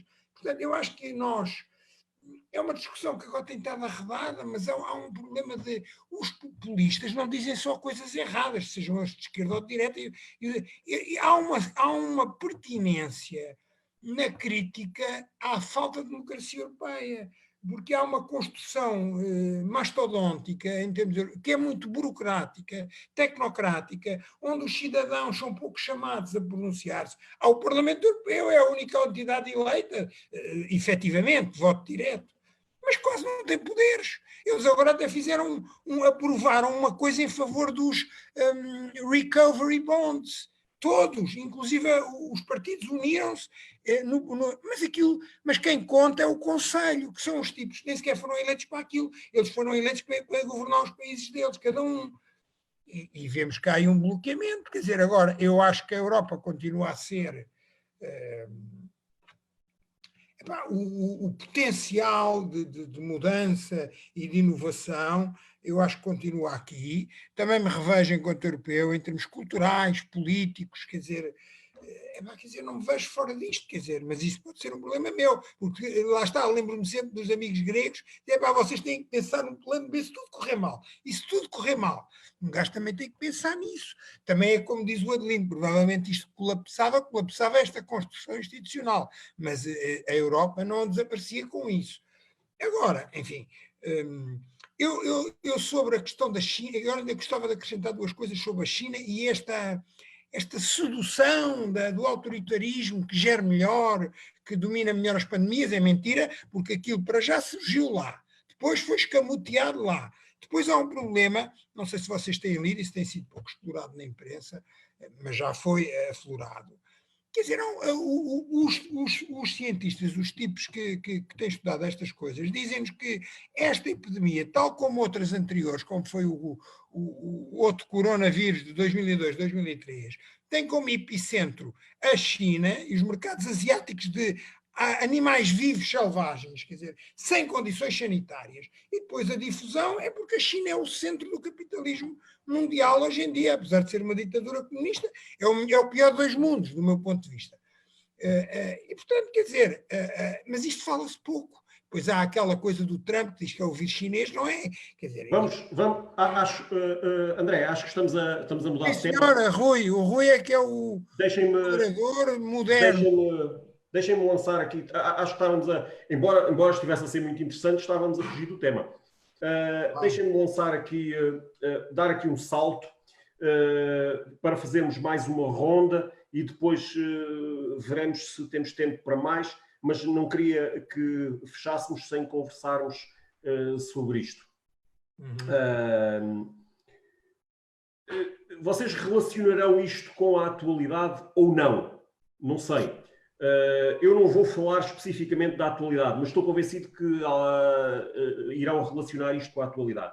A minha pergunta é a seguinte: é possível ser-se democrata em Portugal, sem se participar dos rituais e das liturgias do 25 de Abril?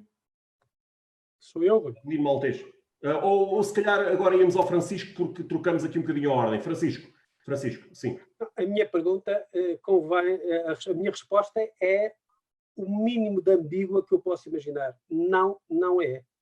Os rituais e as liturgias democráticas são absolutamente essenciais à democracia. À democracia liberal, conforme nós a conhecemos em Portugal. A ideia... Eu disse a liturgia do 25 de Abril, não disse a liturgia democrática. E a liturgia do 25 de Abril, como aqui já foi dito. O 25 de Abril é o mais importante momento histórico do século XX português. Reconcilia justamente a democracia com o liberalismo que tinha existido antes da Primeira República e na monarquia constitucional. Só a partir do 25 de Abril de 74, não de 25 de Abril de 74, evidentemente, a partir do momento em que foi, a partir da Constituição de 76, mais exatamente, nós... só a partir daí temos um regime demoliberal em que se reconcilia integralmente a democracia, o sufrágio universal, como disse o Zé Adelino, com a ideia de separação de poderes no sentido amplo da palavra e de regulação das leis, com a assunção do rules of law. E foi 25 de Abril que nos deu isso. E, portanto, as liturgias e os rituais democráticos que dizem respeito ao 25 de Abril, dizem respeito à fundação da nossa natureza democrática. A ideia de que se pode ser verdadeiramente democrático sem celebrar o 25 de abril de 64 é para mim um oxímoro. É como diria um amigo meu, padre católico, ser democrata em Portugal, demoliberal, no sentido demoliberal, e não comemorar o 25 de abril, é quase como ser casado, peço desculpa, como ser católico que não é à missa. Quer dizer, os católicos, para ser católicos, têm que ir à missa, porque é tal como os casados. Eu dizia, aliás, olha, experimenta ser casado e não praticar e vês o que acontece. É a mesma coisa que ser democrático, mas não praticar os rituais democráticos, os rituais simbólicos que marcam a nossa identidade coletiva, é um oxímoron, é uma contradição nos próprios termos. Não quer dizer que tenhamos que ir necessariamente com uma G3 ou com... mas os rituais democráticos são essenciais para a celebração de qualquer regime. Pensar que pode haver adesão ao regime democrático que foi fundado no 25 de Abril, mas não comemorar o 25 de Abril, é algo que não faz sentido e que de facto tem a ver, na minha opinião, indo agora à conjuntura, com algo que o Adelino disse desde o início, que é uma das questões que a mim mais me preocupa. Eu dou aulas a alunos muito jovens e a alunos mais velhos, mas isto não é só nos alunos mais jovens ou mais velhos. Mesmo em gente da geração dos 30, 40 anos, aquilo que se repara é que existe uma crescente desensibilização relativamente aos valores democráticos fundamentais. A democracia é, em grande parte, uma questão de sensibilidade, mesmo de hábito, de prática, de experiência, de espírito. E este espírito, esta prática, essa experiência, depende das nossas vivências, das nossas emoções, lá está, das nossas relações sociais mais íntimas. E isso está, neste momento, em stress. Não é? E esse stress, como aliás aqui já foi referido, inclusive relativamente à União Europeia, é algo que, não pondo nem de perto nem de longe, imediatamente em risco o nosso regime, nem de perto nem de longe, se compagina com o modo de perigo, que é o modo de perigo que existe hoje para a democracia. Em 74, a luta era uma luta binária, era ser a favor ou contra o regime. Hoje as nossas lutas pela democracia não são lutas binárias, são lutas, se quisermos, analógicas, são contínuos que se vão desfazendo lentamente. As pessoas vão se desensibilizando lentamente e acham normal que um polícia possa berrar com elas na rua. E acham normal que as pessoas com mais de 70 anos tenham que ser confinadas em casa. E acham normal que se detecte o meu telefone contra a minha vontade e, mais do que isso, o telefone da pessoa que passou por mim e que não sabe que o seu telefone está a ser detectado. Acham que não faz mal nenhum. E isto é, de facto, uma questão de sensibilidade. A democracia, em grande parte, é uma questão de experiência e de espírito, como disse o Zé Adelino. E, neste momento, isso está claramente em crise. O modo como as pessoas, como um número significativo, e se as redes sociais são exemplares de alguma coisa, isso aí é claro, o modo como as pessoas acham normal que acusem outras de não se confinarem como elas acham que deviam. Esta quase perseguição às pessoas que não abdicam das relações sociais de proximidade, e mesmo que o risco seja mínimo ou inexistente, é algo de excepcional perigosidade, porque nos conduz a uma ideia de confinamento e de quase medieval, verdadeiramente medieval, e de marca quase física da nossa deficiência. Ou pior, o Agamben termina assim, também dizia uma coisa absolutamente espantosa, que é, as pessoas estão mais preocupadas hoje com os que não têm nada, com os que estão sãos, em vez de estarem preocupados com aqueles que têm verdadeiras fragilidades e precisam da nossa proteção. É aqui uma inversão, justamente, do que é importante e do que é fundamental. A vida implica uma certa dose de risco e a democracia implica mais risco ainda.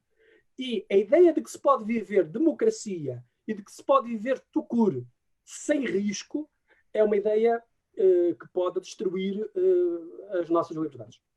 Adelino Maltês, é possível ser-se democrata sem se participar das liturgias, sem se celebrar o 25 de Abril? E eu ponho um caso concreto.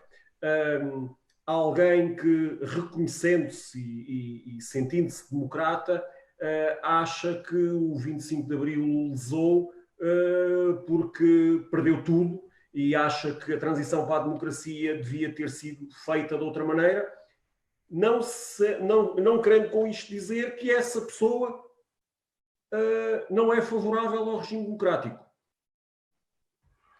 É de complicação. Eu do 25 de Abril, há uma coisa que eu gosto muito, sou do contra. Contra, pronto. Isso é porreiro também.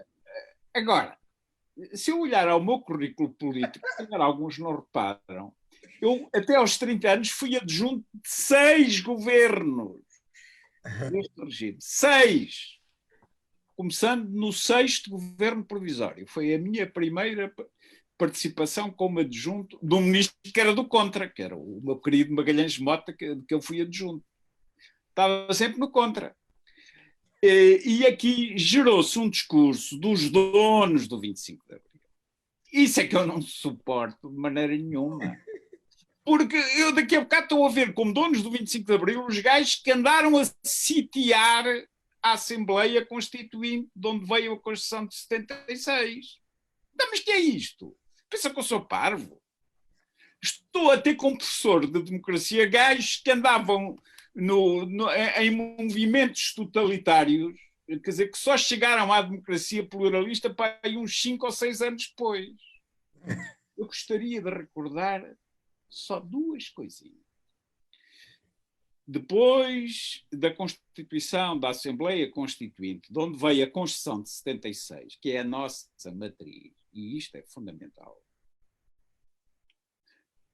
2 anos depois da Constituição de 76, o governo do Dr. Mário Soares fez um acordo de governo e levou a ministros os tipos do CDS. 1978. Sim, 78. E em 1979, um ano depois, a direita ganhou as eleições. Pronto. Depois eu vou ver este discurso agora, eu farto-me de rir porque não vou identificar nenhum desses discursantes que não sabem o que é o 25 de Abril. O 25 de Abril foi muito rápido em termos de regime, a permitir alternâncias de esquerda para a direita, da direita para a esquerda, e isto é a grande novidade face aos regimes demoliberais anteriores. Nós passamos a ter competição com consequências a nível do governo e com uma base de pluralismo competitivo. É verdade. E isto é sagrado, vivermos desta maneira. O que eu temo é que... Se é sagrado, deve ser comemorado, Zé Duarte. Sobretudo porque nós não somos protestantes, devemos ir à missa. Os protestantes é que fazem tudo em casa. É que o 25 de Abril, Francisco, não tem missas. Tem. O 25 de Abril, missas laicas. Para ter missas, precisava de ser eleito pelo Espírito Santo. Para ter missas, precisava de ter dogmas. Há uma faceta.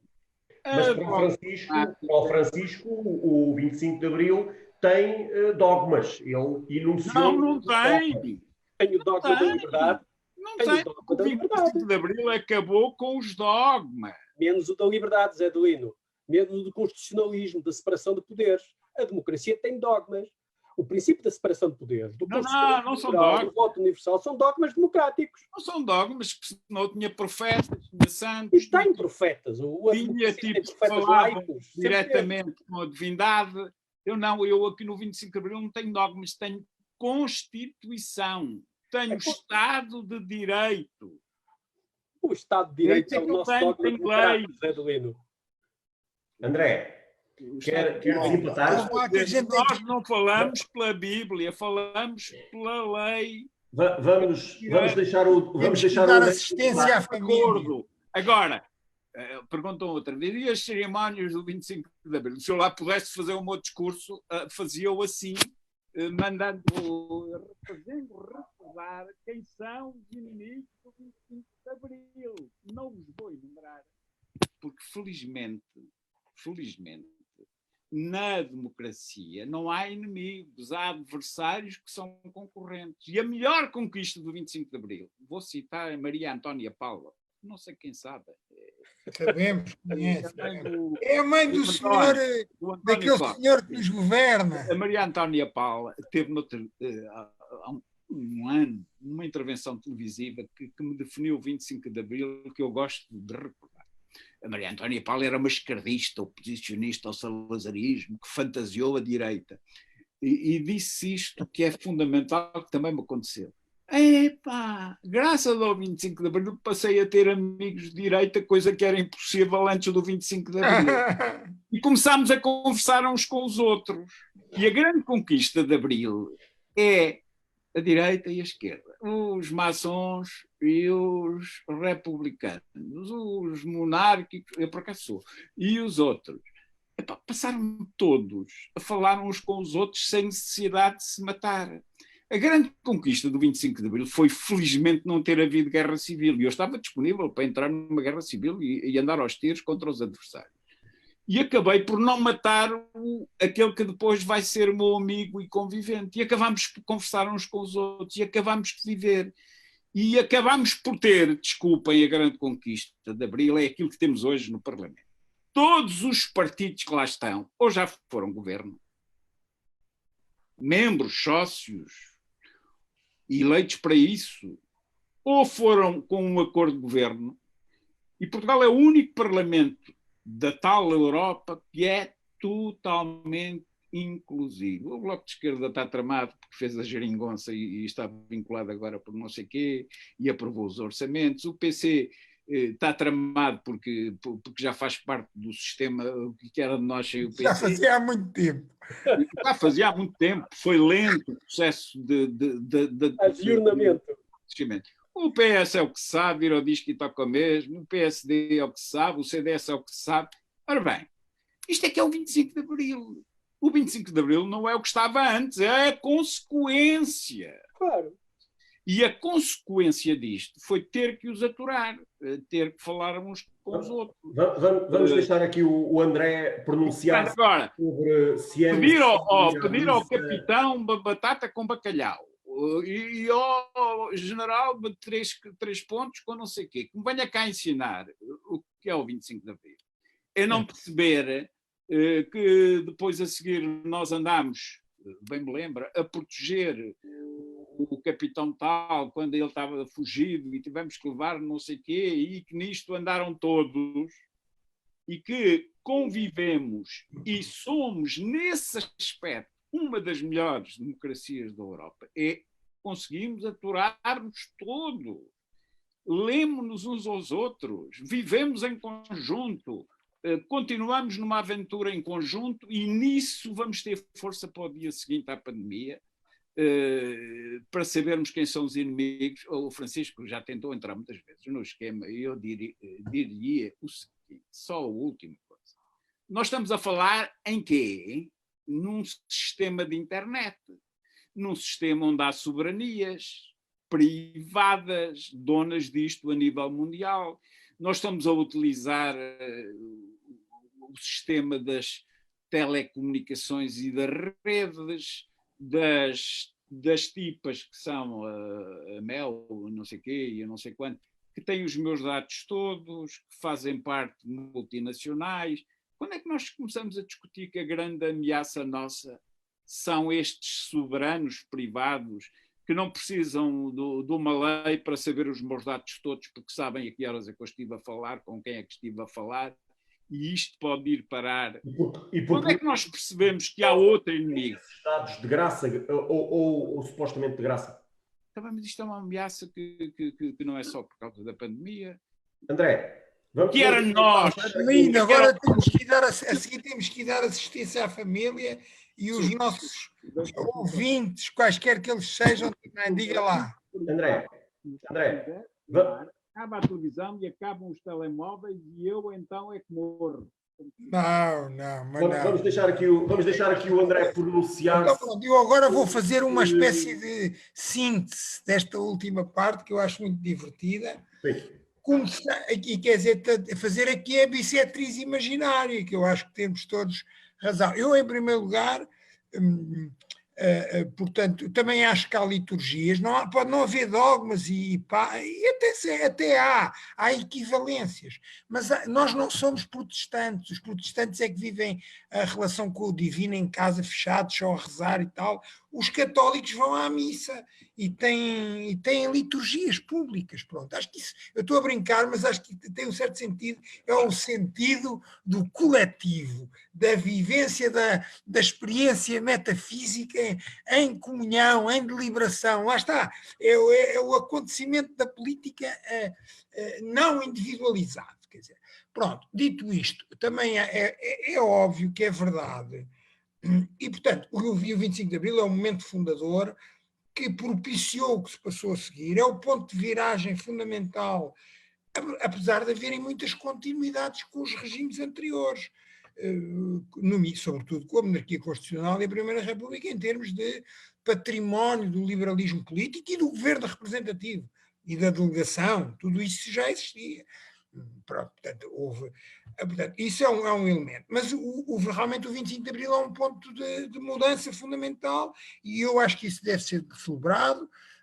Agora, sem exclusivismos, também considero que sim, por um lado, porque é verdade, quem sabe história e política e estuda estas coisas, sabes o que é que se passou a seguir ao 25 de Abril e até à aprovação da Constituição e ao 25 de Novembro, e que houve ali uma tentativa de, lá está, evitar uma construção demoliberal representativa, o sistema democrático liberal. E sabemos também quem é que se opôs e quanto tempo é que demorou a que isso fosse superado, esse cisma. Por isso é que os socialistas, quer dizer, durante muito tempo gostavam mais de despachar com o PSD e com o CDS, começaram logo com o CDS. Isso tem uma genética, não é? Portanto, há aqui um elemento de verdade e, por outro lado, a democracia, também acho que o Adelino tem aqui razão, a democracia vive do pluralismo e da diferença e de haver duas partes. E eu acho que tem cabido todos e cabem todos, quer dizer, e nomeadamente a direita, quer dizer, a direita portuguesa, o CDS, o PSD, quer dizer, são elementos fundamentais do nosso regime, não existiria sem eles, não há democracia só com os esquerdistas, isso não existe, quer dizer, seria uma pobreza. Portanto, acho que isso é consubstancial.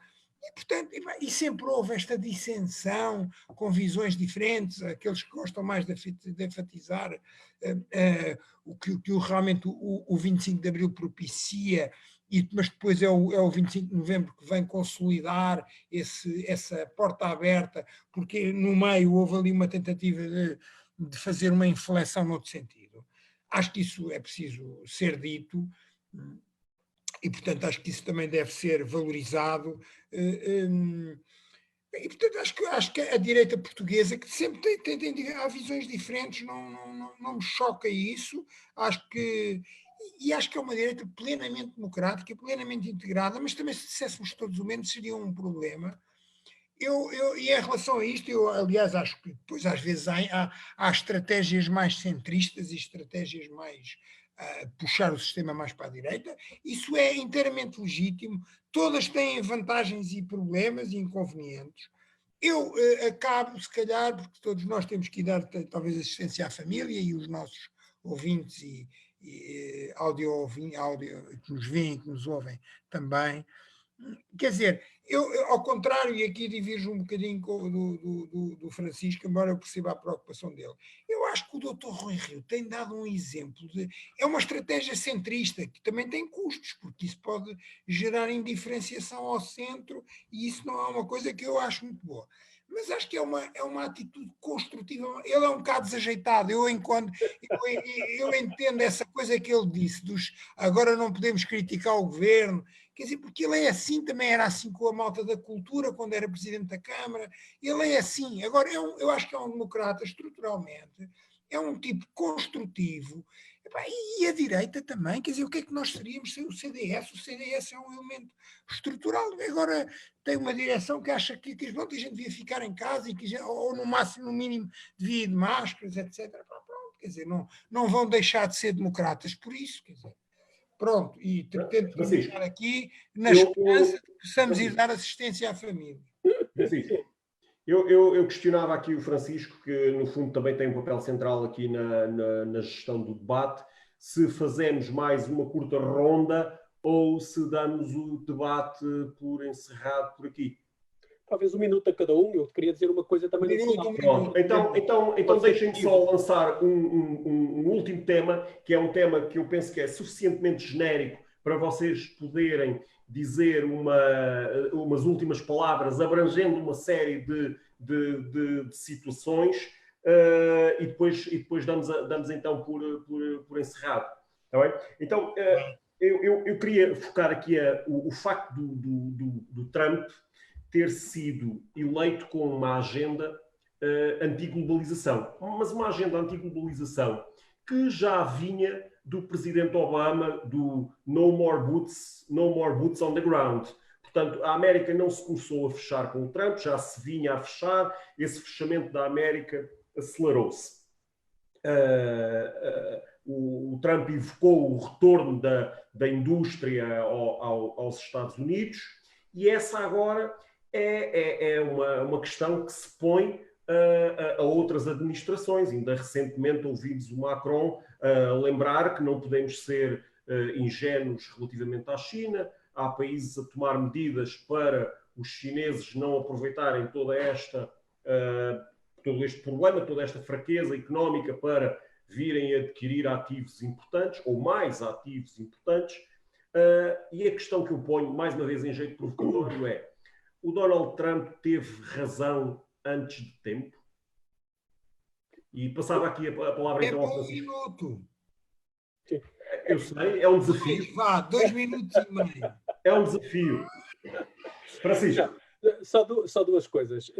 Com exceção do Chega, todos os partidos com assento parlamentar, inclusive os deputados individual não filiados em partidos, são, que se saiba, que se veja, democratas. E aquela pluralidade é absolutamente necessária. Quanto a isso, essa questão não está minimamente em causa.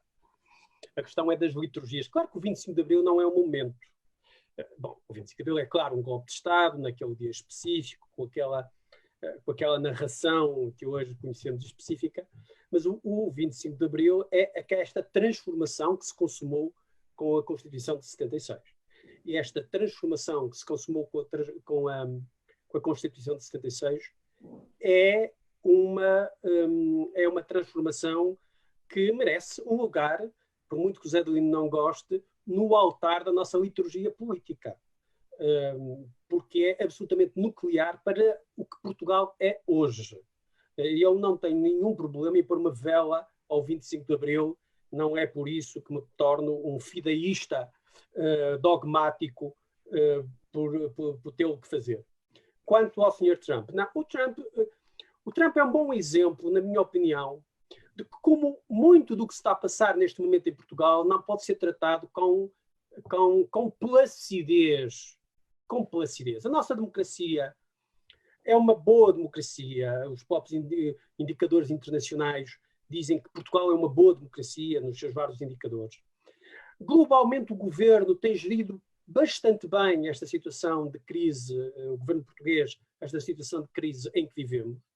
O António Costa, aliás, tem-se revelado melhor como primeiro-ministro nesta situação de política excepcional e de esta situação não normal de crise, que como político normal, para essa expressão de tempos normais, é muito curioso.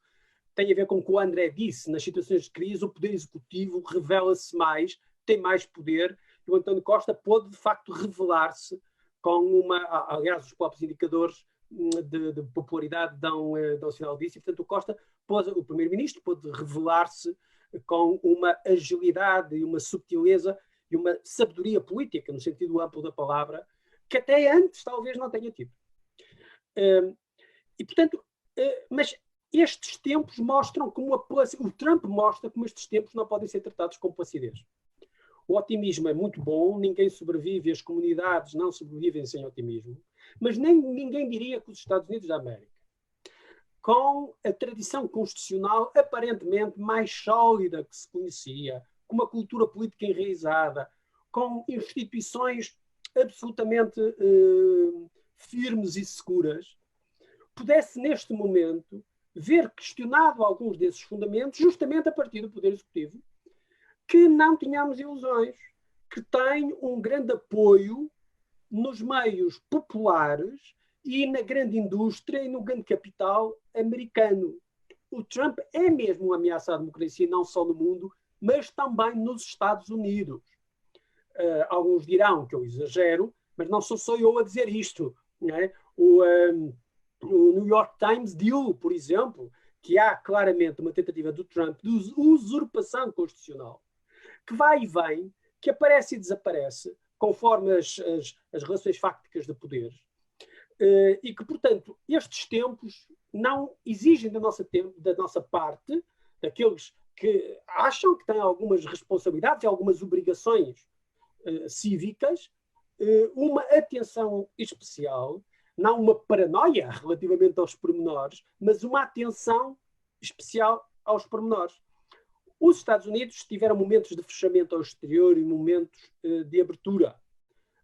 O Trump, o seu fechamento ao exterior não é diferente de outras administrações anteriores. O que é diferente é a sua tentativa de pôr em causa o equilíbrio de poderes americano e de erudir, que é diferente, é a sua tentativa de erudir, se quisermos, a autoridade política, moral, democrática da América no mundo. E isso é de enorme gravidade, porque quanto mais a América recua como democracia, mais a China e a Rússia avançam como tiranias. E isso, de facto, é uma ameaça sem precedentes para a nossa vida coletiva. Como é a última vez que vou falar, agradeço ao Rui, ao Mais Guimarães, ao André, ao Zé Duino, este bocado tão agradável. Adelino Maltês. O Trump teve razão neste tempo quando se mostrou um anti-globalista? Acho que daqui a bocado temos que abrir já e marcar outro debate. Mas as paixões em torno do Trump revelam uma coisa natural. Nós discutimos o Trump como se ele fosse o meu presidente. Quer dizer, é que os americanos são uma extensão da nossa cultura e, portanto, nós temos paixão. Nós discutimos o Bolsonaro como se ele fosse o nosso cidadão e portanto, toldamos-nos como se estivéssemos a discutir um partido A e um partido B em Portugal. Ora bem, eu, primeiro, não sou pessimista. Agradeço aos americanos terem fundado este projeto europeu, que é uma coisa que nasceu quando eu nasci. Eu sou contemporâneo do projeto europeu, do Tratado de Paris, fundador da primeira das comunidades europeias, e só pudemos fazer porque a estaca americana quis a integração europeia. E sem isso nem tínhamos integração europeia. Eu estou eternamente grato aos norte-americanos por nos terem ajudado a fazer a Europa. Ponto.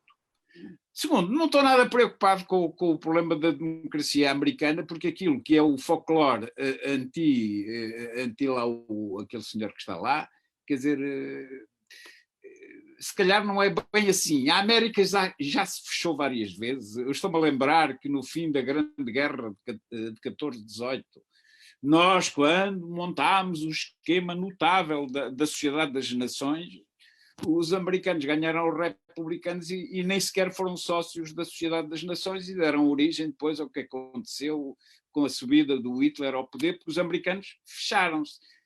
Várias vezes eles fecham, é cíclico, mas há uma energia na democracia norte-americana que é vital para a democracia a nível global e ela vai triunfar.